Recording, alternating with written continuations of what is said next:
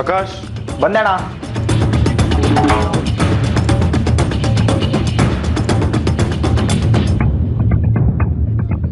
ಏನಣ್ಣ?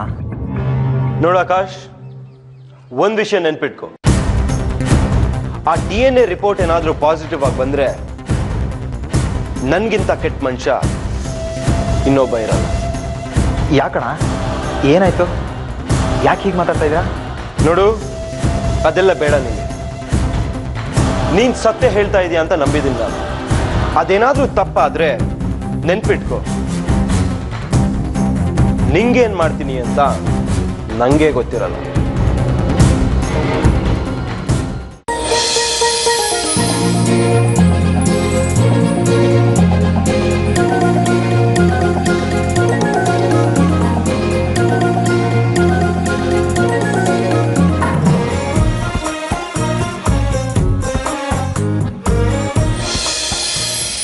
ಯಾರು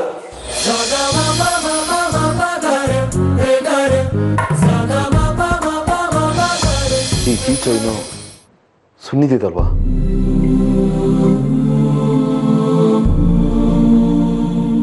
ಗೌರವ್ ಆ ಹುಡುಗಿ ಹತ್ರ ಮಾತಾಡ್ತಿದ್ರೆ ನನ್ಗೆ ಯಾಕೆ ಬೇಜಾರಾಯ್ತು? ನಾನು ಯಾಕೆ ಫೀಲ್ ಮಾಡ್ಕೊಂಡೆ ಅದಕ್ಕೆ? ಛೇ,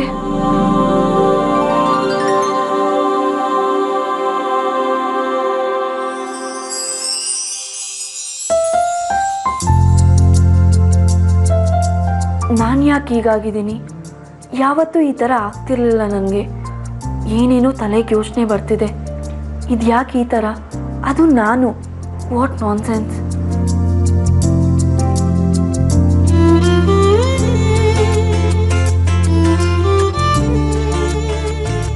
ಸುನ್ನಿಧಿ ತುಂಬ ಚೆನ್ನಾಗಿ ಕೆಲಸ ಮಾಡ್ತಾ ಇದ್ಲು. ನಾನೇ ನ್ಯಾಯವಾಗಿ ಏನೇನೋ ಮಾತಾಡ್ಬಿಟ್ಟೆ. ನಾನಾಗ ಮಾತಾಡಬಾರ್ದಾಗಿತ್ತು.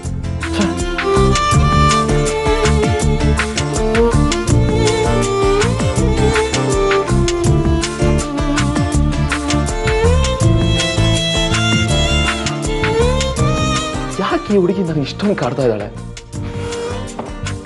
ಏನಾಗಿದೆ ನನಗೆ ದೇವ್ರೇ? ಸುನಿಧಿ, ಸುನಿಧಿ, ಸುನಿಧಿ, ನಾನು ನಿನ್ನ ಆಫೀಸ್ ಹತ್ರಕ್ಕೆ ಹೋಗಿದ್ದೆ. ಶ್ರದ್ಧಾ ನೀನಿನ್ನೂ ಬಂದಿಲ್ಲ ಅಂದ್ಲು. ಸದ್ಯ ಇಲ್ಲೇ ಸಿಕ್ಕಿದ್ಯಲ್ಲ. ಓಹ್, ಓಕೆ. ಯಾಕೆ ಒಂಥರ ಇದೆಯಾ? ಏನಾಯ್ತು? ಏನಿಲ್ಲ ಸುರೇಶ್, ನಿನ್ನ ನೋಡಿದ್ರೆ ಯಾವುದೋ ಯೋಚನೆಯಲ್ಲಿರೋ ಹಾಗಿದೆ. ಯಾಕೆ? ಆಫೀಸ್ ಟೆನ್ಷನ್ನಾ? ನಾನು ಏನೇ ಕೇಳಿದ್ರು ನೀನ್ ಹೂ ಹೂ ಅಂತಾನೆ ಇದೆಯಾ? ಯಾಕೆ? ಏನಾಯ್ತು? ಏನಿಲ್ಲ ಸುರೇಶ್, ಏನೂ ಇಲ್ಲ. ಸ್ವಲ್ಪ ಸುಮ್ಮನೆ ಇರ್ತೀಯಾ? ನಡಿ ಹೋಗೋಣ.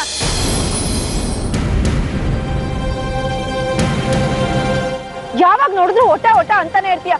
ಮಾತಿಗೆ ಸುಮ್ಮನೆ ಇರಕ್ಕಾಗಲ್ವಾ? ಬೇಡೆಂದರೂನು ಏಕು ತುಂಬಿ ಬಂತು ಕಣ್ಣು, ಕಾಣೋದು ಹೇಗೆ ಇನ್ನು ಒಂದೇ ಸ್ವಪ್ನವನ್ನು. ನೆನಪಲ್ಲಿ ನಿಂತು ನೀನು ನನ್ನ ಕರೆವಾಗ.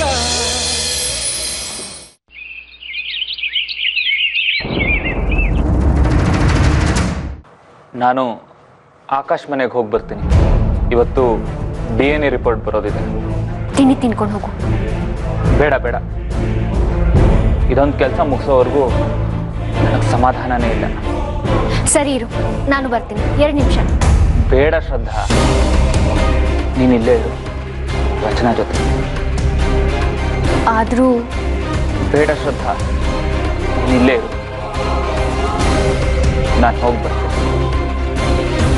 ಬಾಯ್.